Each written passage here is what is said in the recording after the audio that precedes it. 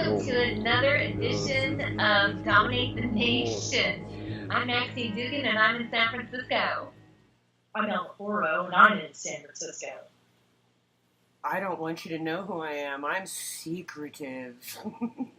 And this is the edition of the Sex Worker Illuminaughty show, because today's topic is going to be on the Sex Worker Illuminaughty and all their secret meetings that they're having about us without us.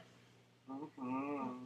But first, I want to thank everybody who came out today for the Up Your Alley event in San Francisco, which was a really super fun, kinky event, street fair in San Francisco. There were over 20 volunteers that came out for the Erotic Service Providers Legal Education and Research Project, because we are one of the supporting beneficiaries of the Folsom Street events. So it was super fun. We were up at 6 o'clock this morning, running around the streets of San Francisco, and we'll be doing it again for the Folsom Street Fair last Sunday in September. If you want to volunteer to help support our organization and our direct action for our court case, we really appreciate it. Just send us an email at info@ESPLERP.org. So let's get on with our show today, Sex Worker Illuminaughty, and talk about all the secret sex worker meetings that have been happening around the country, talking about sex workers without us. So we have our special Illuminaughty specialist with us today, Elle, to talk about what goes on at these secret meetings. Well, in the Illuminaughty, you would go to either a church or a public place, such as a synagogue or a school. But this meeting was at the Flood Building down in San Francisco. And 90% of the people at this meeting were not sex workers. So once again, we have our major principle of nothing about us without us being violated by some of us who are not actually of us, who are talking about us without us actually being present or invited to this special secret meeting. To me, it's like a secret meeting of them trying to push us through their puppy mill of how to create a younger, newer sex worker in their legal world without decriminalizing us and allowing us to have our real rights and voices. Sort of like what they did with the legalization of marijuana schemes that were passed from state to state, that kind of pushed out the actual local activists who already had some, actual skin in the game, to bring in some of the big corporate farmers and the big, regulation schemes. Yeah, we don't want any of that in the sex worker nation. Do not want to be put back into the brothel system. I do not want to be padding the pockets of men who do not do the sex work themselves. I do not believe that the regulations are done correctly, and I would like it to be mandated where it is worked and made to work for the worker, not against the worker. You mean you don't want legalization? No, I don't. I want decriminalization. Me too. I want decrim too. Notice my nose. Sorry to interrupt, sister. Please continue. As sex workers, I see it if you're having a meeting without sex workers, you're just talking about sex workers like we're a health problem. We're not a health problem. We're trying to do stuff to improve people's lifestyles in life. We're happy for a living, and you didn't invite us. I don't understand why you didn't ask the people who are originally doing the work. Yeah, well, long has it been that, this sort of, sex worker hierarchy of these people who don't, work in the industry, have been, counter-organizing, against actual worker rights. I've known that for a long time. All the political activism that I have done, all the signature gathering for propK, what became a local ballot measure in propK in 2008, it was clear who on our side was not on our side. That they had a vested interest in just maintaining, their face in the press, regurgitating some of these old, tired cliches that really don't challenge the laws. They don't really articulate what actual worker rights are. They don't have a strategy to actually get workers some actual rights because, as it turns out, they're not even actual workers. So it's just no surprise that there was yet another secret meeting about us without us. And this was the second secret meeting in a month's time here in California. There was the other secret meeting that a bunch of, workers were not actually invited to in Southern California. It was held at the ACLU Southern California's offices, but it wasn't hosted by them. But apparently they all sat around and watched. So, it's just the transparency problem that actual workers are not being, brought to the table, which is, if you're not at the table, then, you're being served for dinner, as they say. Could be a yummy dinner. Yeah, definitely. So we also found out today that there was another secret meeting 2 years ago in Las Vegas. That's sort of the same cast of Illuminaughty, sex worker hierarchy characters were, part of this sort of discussion that continues to go on about us without us. And apparently they did such a great job in secret that, FOISTA and CESA got passed. So, having these secret meetings is not, it's not conducive to getting, our population their actual rights, as it turns out. It's working against us. Maybe we need to work on our Twitter follower count, and they'll take us more seriously. Oh, but wait, that requires you to focus on Twitter. Oh, never mind. We want to be doing real work. Yes, real honest work. Real organizing of real workers. Yeah. Yeah, I mean, apparently they also had some people who have access to funding at this meeting. And, we can see where the funding in the sex worker rights community has already gone. It goes to those, organizations that like to party, that like to host parties. They're not actually involved in any direct action. They're not challenging the actual laws.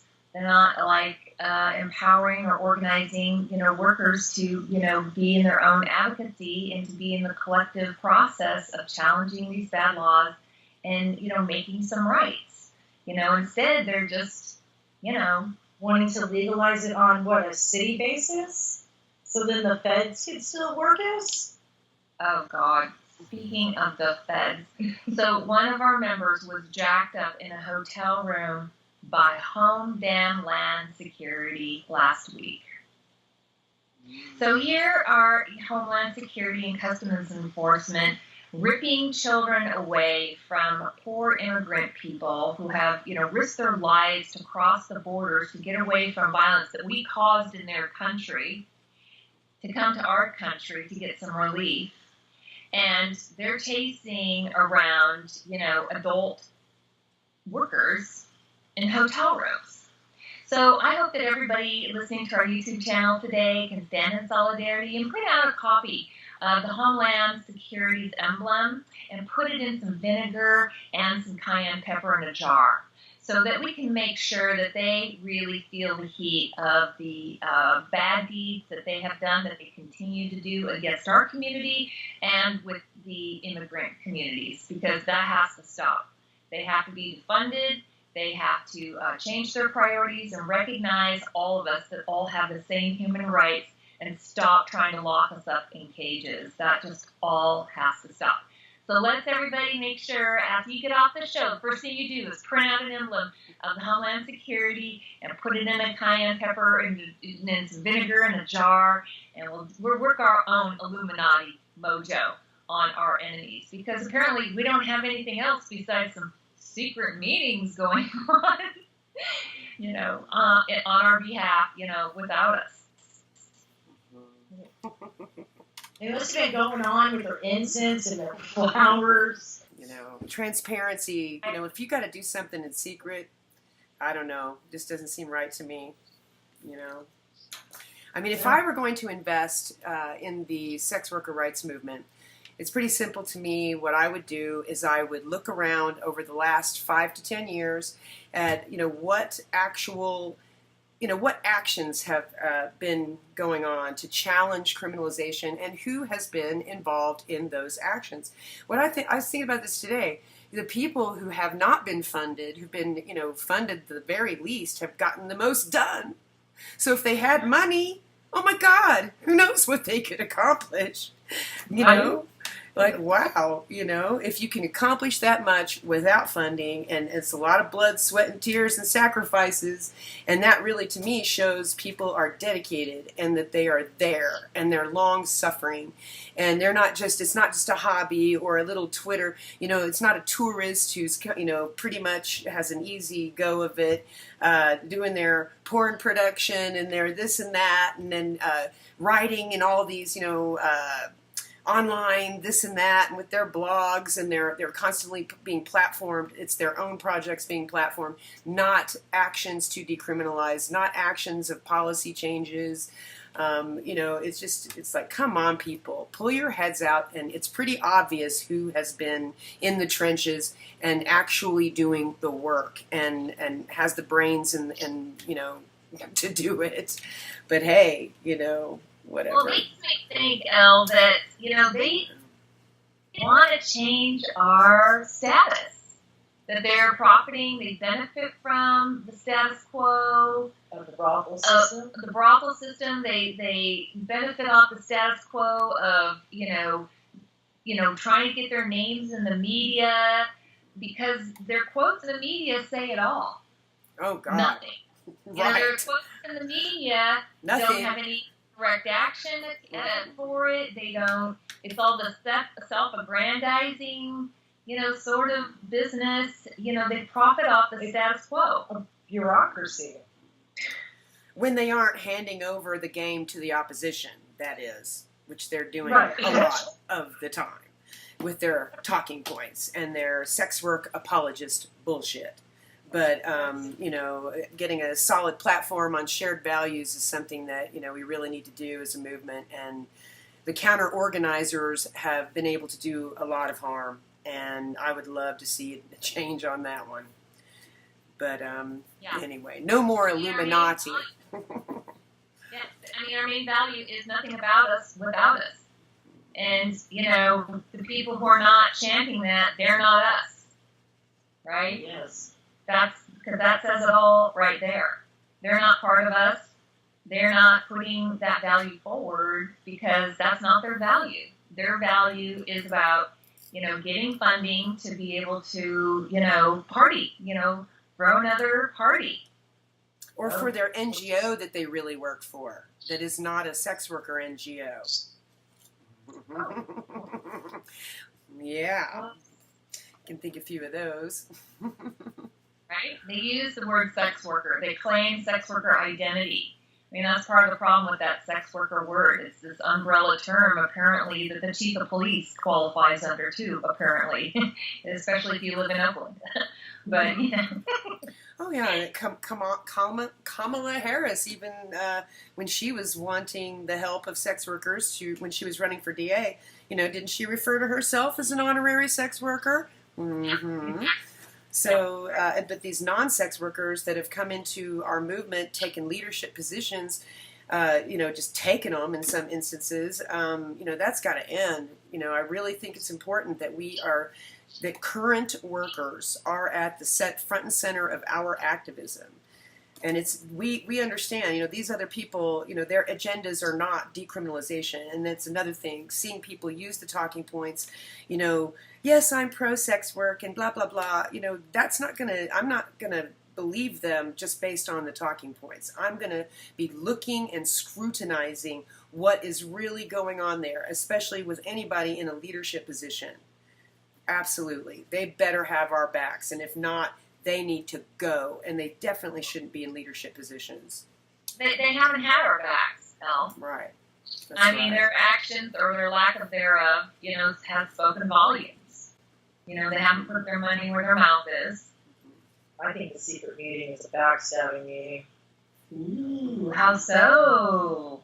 To me, it's a rich guy trying to get people involved to promote something for his candidacy for something later down the line that he wants to help us do by legalizing, which doesn't do anything on the decriminalizing, and then later on could put us back in the same boat a few years later after he gets what he wants to do after he's funded us. I think it's all backstabbing. They didn't call us. They didn't give us information. They didn't even do a platform. What is that called? The media print or a press release, or give us any information beforehand. It's all hush hush. And then when we want us to get us involved, are we going to want to get involved? Right. We have some hard questions that we need to be answered. And we saw from the other secret meeting that took place in Southern California. They had a press release. They had a little bit of press there, but the press was, part of Michael Lacey. It was Michael Lacey's friend. Michael Lacey, who owns Backpage, who's being charged, with money laundering and promoting prostitution. And the only reason he's being charged with that is because the underlying conduct of prostitution is criminalized. If prostitution were not criminalized, they wouldn't be able to charge him with money laundering, right? But this is an example of these people that come in our community, they take all this money off of our community, and they don't give any money back to our community. And that is a big, big problem. And they don't stand with us on our direct actions. I mean, what if Michael Lacey had joined our, federal law case, our lawsuit, to challenge, the law here in California to claim and carve out that right to advertising for us? Would he be sitting in the situation he is today? I think not. So, these advertisers, and like the Arrows Guide too, the Arrows Guide was just named in an indictment out of North Carolina. They weren't named as a defendant, but their platform was named as where these had come in.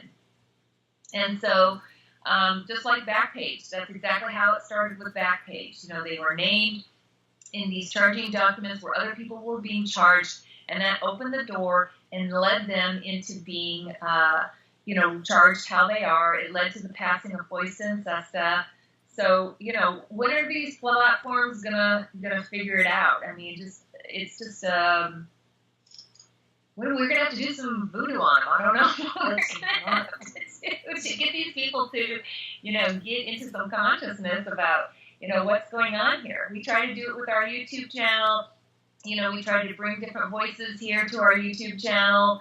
We're going to be, having another YouTube channel or another show on the court case, on the decision, the Ninth Circuit decision, on, all the things that have transpired there. And we've got the other show that we're going to be taping. Elle, do you want to talk about that? We are the editors of Alice, Memoirs of a Barbary Coast Prostitute. We are going to have them as guests. It's pretty exciting. This awesome book. That'll be coming up very soon, so I'm really excited about that. What are you doing, sex worker Illuminaughty Elle? What are you up to? Well, we're going to be hanging out here, helping you as much as we possibly can. Got to be that pre-planned for the Folsom Street Day Fair is coming up in September.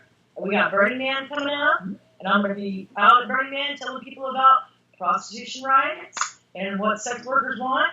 And, if you give me some cards, I'll pass out some cards. Maybe I could have a secret meeting there with some real sex workers.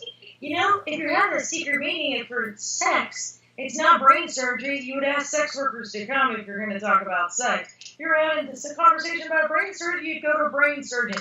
You wouldn't ask for a whole bunch of mechanics to show up, try to take care of the body or the parts. I'm going to clown the CEO of some gentleman who has a lot of money who wants to come and talk to us, but he wants to make a meeting, but doesn't bring any of the important people in San Francisco and in Denver. He's not bringing you or the people in Alaska down here to meet them. We're the important people. Important people right there. Well, this is it. Who are the only two, whores in the whole United States of America who have gotten any laws passed that have helped our community? You've been there. Yeah. With the help of Elle and with the help of you in, having our backs and providing all the, media support, all the support that it's taken to be able to sit up there and do those legislative changes. And now I'm not saying legislation is the end of all end. I'm certainly not the one to say that. But it's the place where we have a lot of political and social capital that we haven't been able to spend because we're not being funded.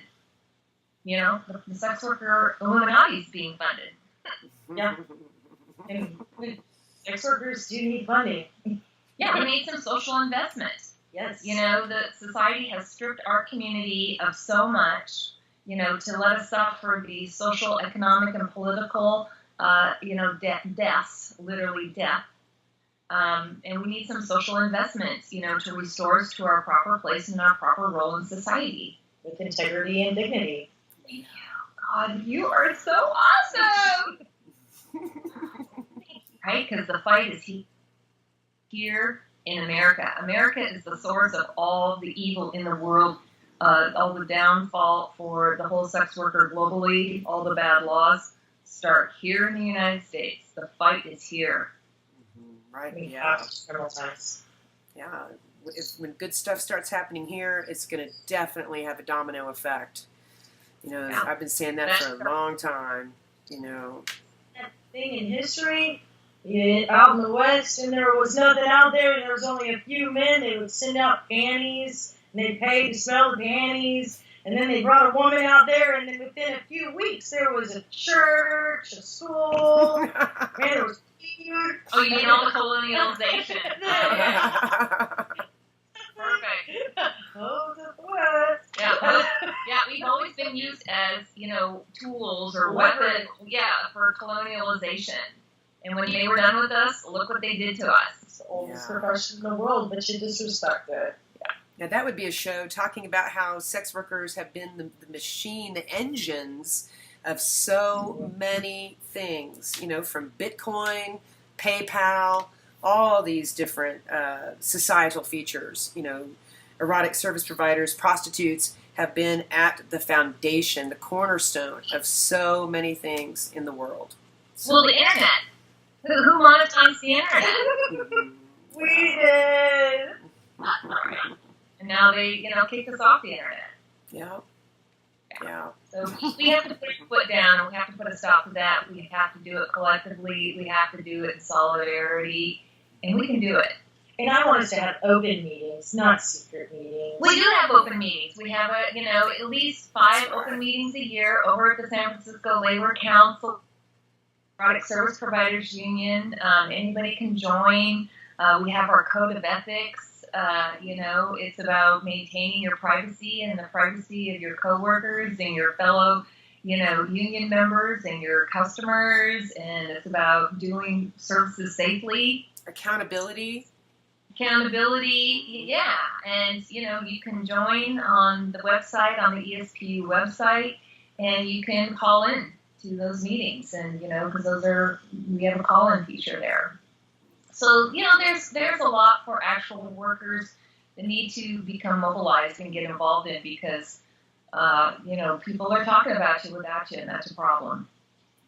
Well, didn't you say something yesterday, topping from the bottom, but you said it so elegantly. I can't remember. Was it that I'm a good top from the bottom? Because I am sometimes.